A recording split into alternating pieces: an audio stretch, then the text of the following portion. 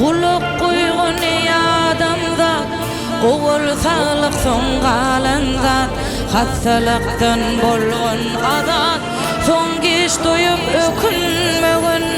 Kuluk koygun adamzat, owul sağlık son galan zat, hastalıktan bolgun azat, son geç doyup ökünmegin.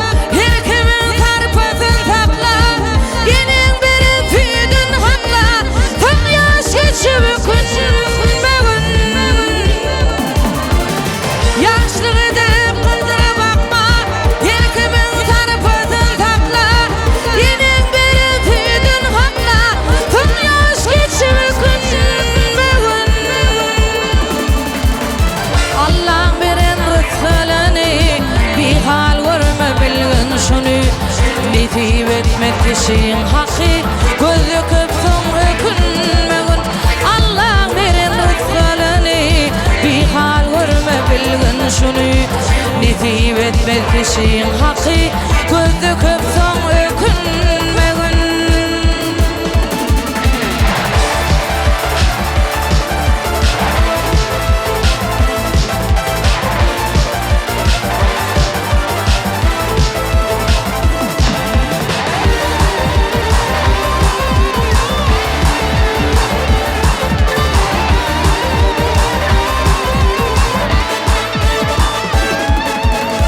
Bir devlete yaran dime, bir tabaktan tagamime, kayımlığı elin koyma, tırın verip ökünmegin.